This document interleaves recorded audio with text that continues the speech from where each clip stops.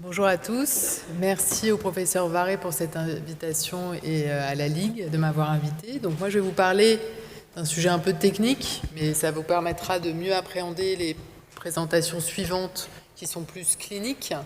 Donc, je vais vous parler des anticorps monoclonaux et l'avancée que ça représente. Donc on va faire un peu de retour sur l'immunologie, mais j'ai beaucoup simplifié. Donc on verra ce qu'est un anticorps monoclonal. On verra comment on a réussi finalement à produire au laboratoire, ce qui nous permet de développer des médicaments, des anticorps monoclonaux. Quelques exemples, rapidement, les innovations en cours et les limites. Comme tout traitement, il y a des limites lorsque l'on utilise ces traitements. Donc un anticorps, on vous l'a déjà expliqué lors des deux présentations précédentes, mais c'est bien de répéter, en général ça permet de mieux retenir. Donc les anticorps sont sécrétés par des cellules de notre immunité, c'est des globules blancs qu'on appelle des lymphocytes B, et lorsque les lymphocytes B sont activés, ils vont se mettre à sécréter une grosse protéine qui s'appelle un anticorps ou une immunoglobuline, c'est pareil, et ils sont très spécifiques d'une cible, c'est ça l'intérêt des anticorps.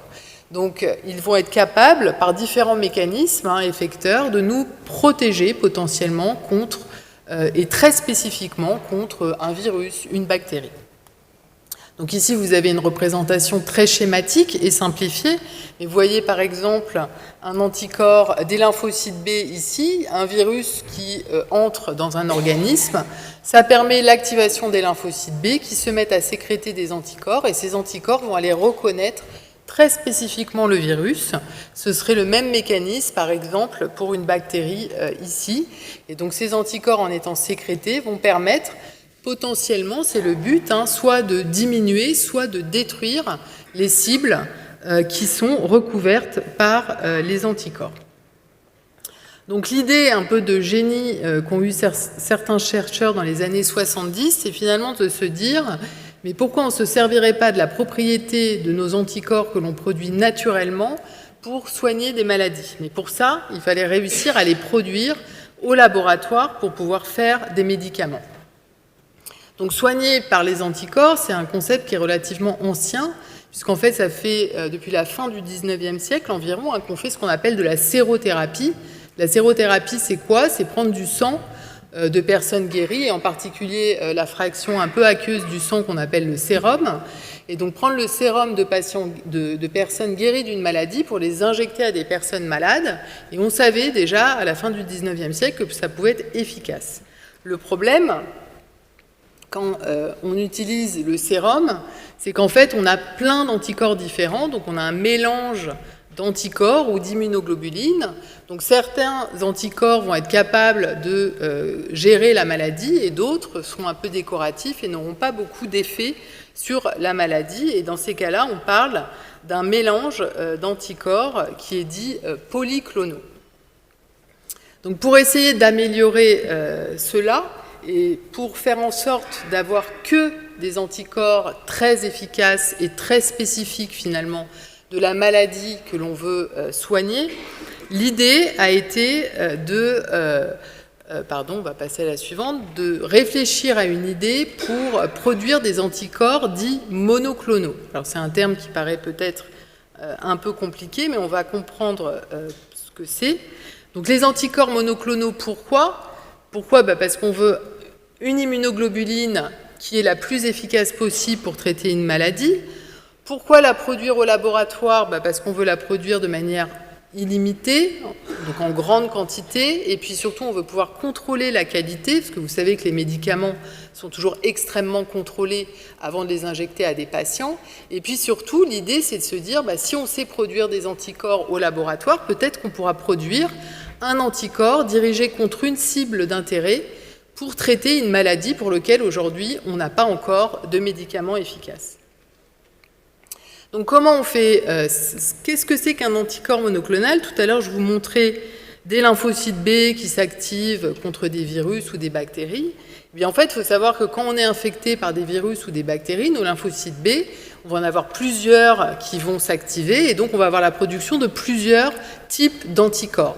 Donc l'idée, c'est de sélectionner le lymphocyte B qui produit l'anticorps le plus efficace.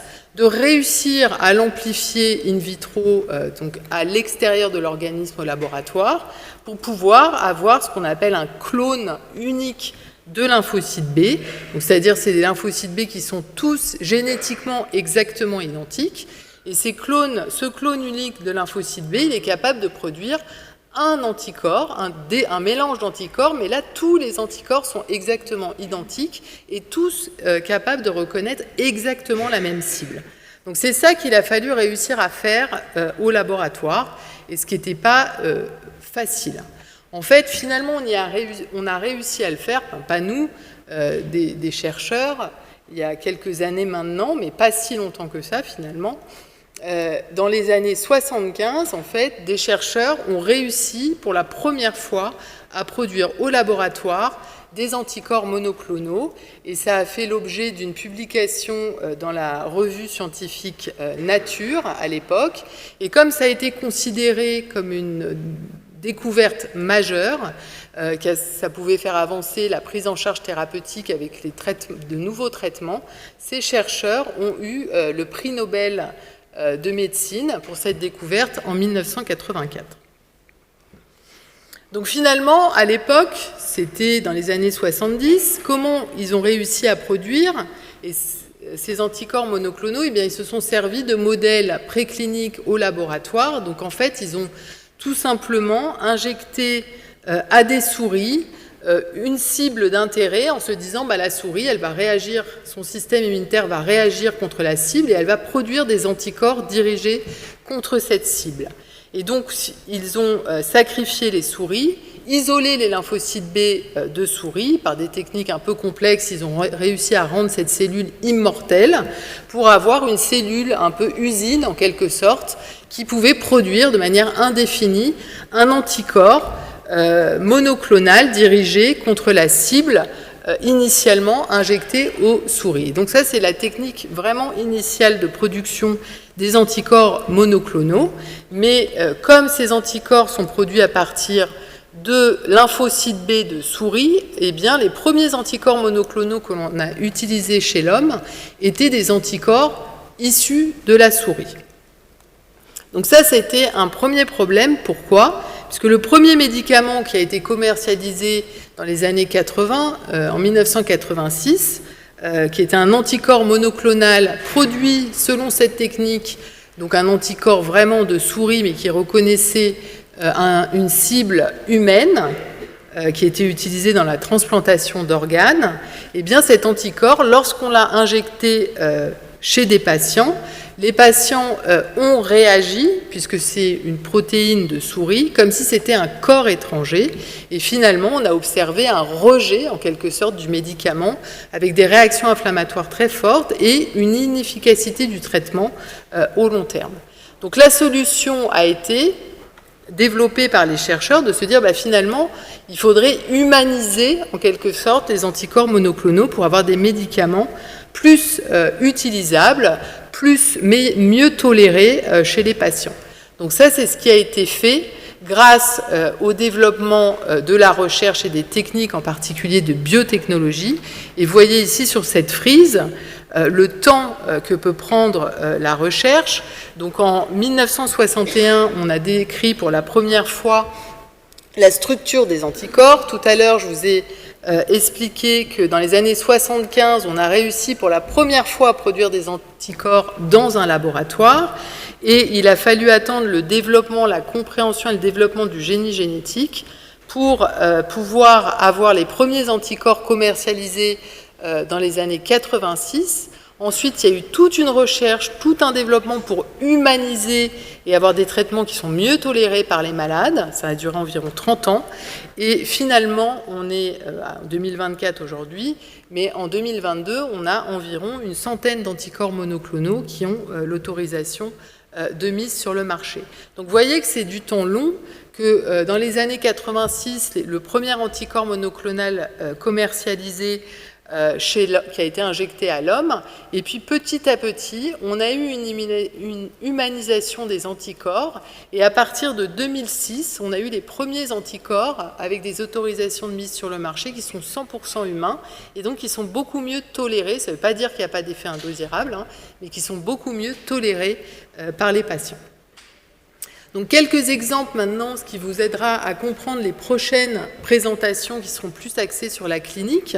Donc aujourd'hui, on produit des anticorps en cancérologie, alors avec plusieurs mécanismes, et certains sont développés pour cibler spécifiquement les cellules tumorales pour les détruire. Donc ici, vous avez l'exemple d'un anticorps qui va cibler une cible que l'on appelle CD20, qui est largement exprimée par certains cancers du sang, comme les leucémies ou les lymphomes. Et lorsque l'anticorps qui est spécifique de CD20 va reconnaître la molécule CD20 exprimée par la cellule tumorale, ça va enclencher un mécanisme létal et les cellules tumorales, finalement, vont être détruites.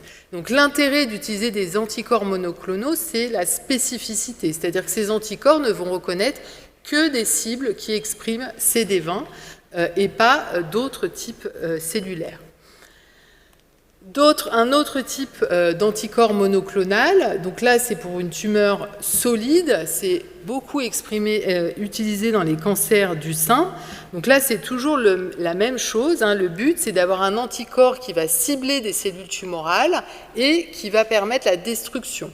Donc l'anticorps anti-HER2, HER2 c'est un récepteur qui est exprimé sur certaines cellules dans notre sein, mais les cellules de cancer du sein vont surexprimer ce récepteur, ce qui va favoriser la prolifération, la survie des cellules et favoriser finalement le développement du cancer.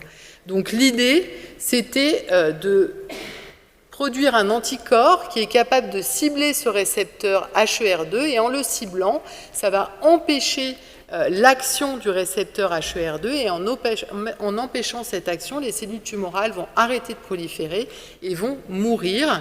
Et donc ça va être très intéressant, en particulier dans certains cancers du sein qui surexpriment la molécule HER2. Enfin, un dernier exemple, donc l'immunothérapie antitumorale. On vient de vous parler des CAR-T-cells qui sont une immunothérapie antitumorale, mais on a aussi des anticorps monoclonaux qui sont utilisés comme immunothérapie antitumorale. Donc ici, c'est l'exemple d'un anticorps qui va cibler la molécule PD1. Il faut savoir que certains processus tumoraux vont inactiver notre système immunitaire, ce qui fait que notre système immunitaire n'est pas capable de s'activer, de reconnaître les cellules tumorales et de les détruire. Les chercheurs ont compris que certains mécanismes étaient impliqués dans cette inhibition de notre système immunitaire. Et donc là, l'idée, ça a été de produire des anticorps monoclonaux, cette fois-ci, qui ne vont pas cibler la tumeur, mais par contre qui vont cibler ces mécanismes d'inhibition de notre système immunitaire. Et avec des anticorps monoclonaux dirigés contre PD1, on va bloquer en fait cette interaction entre PD1 et son ligand. Ça va permettre la réactivation de nos lymphocytes, enfin de notre système immunitaire, qui vont de ce fait attaquer nos cellules tumorales et les détruire. Donc ça, c'est 3 exemples, et les immunothérapies antitumorales type anti-PD1 sont indiquées dans beaucoup de cancers.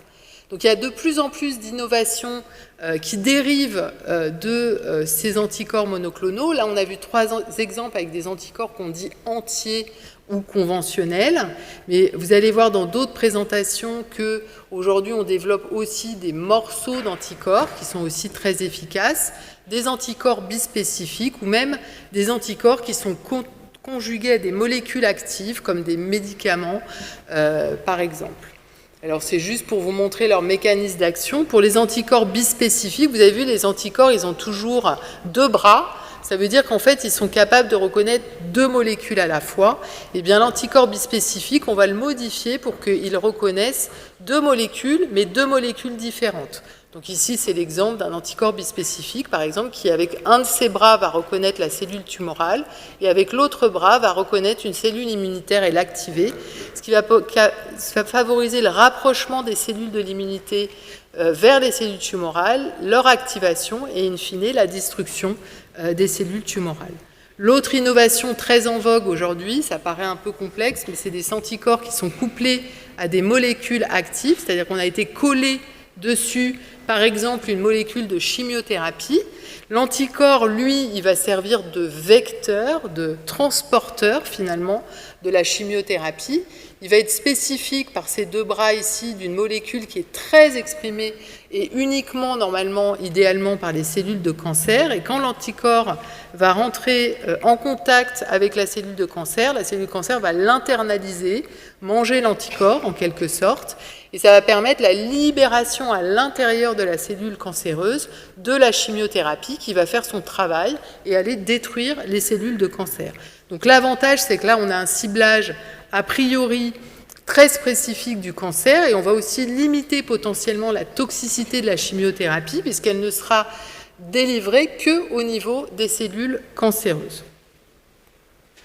Cependant, on va quand même voir quelques limites sur les anticorps monoclonaux et je vais finir avec ça. Donc les anticorps monoclonaux sont des médicaments très innovants certes, mais qui ont quand même des limites. Donc la voie d'administration, c'est des grosses protéines, donc en fait on ne peut pas, comme toutes les protéines, on ne peut pas les prendre par voie orale, on est obligé de les injecter et donc il y a toujours un risque qui est associé aux médicaments. Je vous ai représenté ici un anticorps monoclonal par rapport à une molécule d'aspirine. Vous voyez que ça n'a rien à voir. Une molécule d'aspirine, c'est 883 fois plus petit qu'un anticorps monoclonal, ce qui explique aussi la limite parfois de ces anticorps monoclonaux. Donc les anticorps monoclonaux ne peuvent pas rentrer dans les cellules justement parce qu'ils sont très gros. Et donc c'est pour ça qu'ils vont principalement cibler soit des motifs à l'extérieur, à la surface des cellules, soit dans le milieu extracellulaire. Donc ça limite les applications.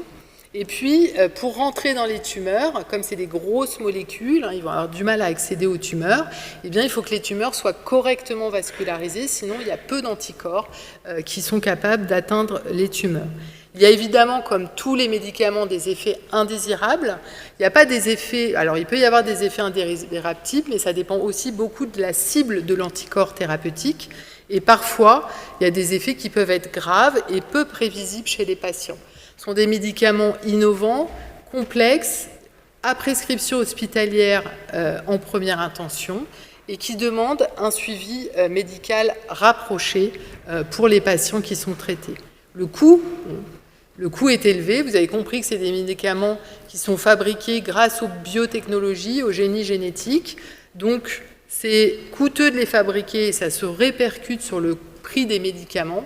Donc, ça a potentiellement une toxicité ou en tout cas une charge financière et pour les patients et pour nos systèmes de santé. L'accès peut être limité, on l'a vu pour les CAR-T-cells, mais c'est aussi le cas pour les anticorps monoclonaux. On n'a pas des anticorps monoclonaux pour tous les cancers. On n'a pas, même pour les cancers pour lesquels il y a des anticorps monoclonaux, il y a des critères de sélection qui sont très stricts, basés sur les caractéristiques de la maladie, mais aussi parfois sur les caractéristiques de patients, ce qui fait que tout le monde ne peut pas être traité par les anticorps monoclonaux.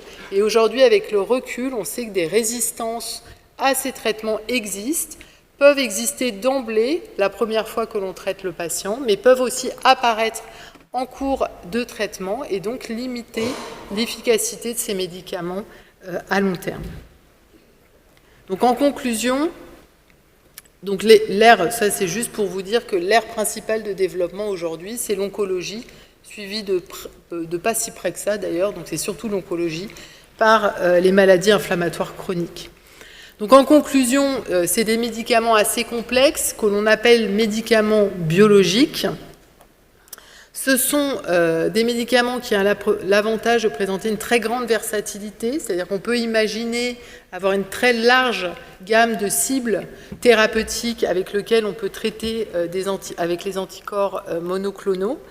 L'ère la plus développée, je viens de le dire, c'est la cancérologie.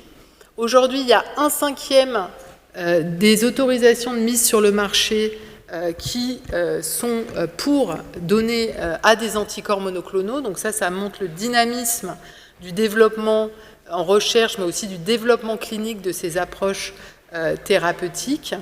Et donc, il y a un potentiel, a priori, qui est très important aujourd'hui avec les anticorps monoclonaux. Merci de votre attention.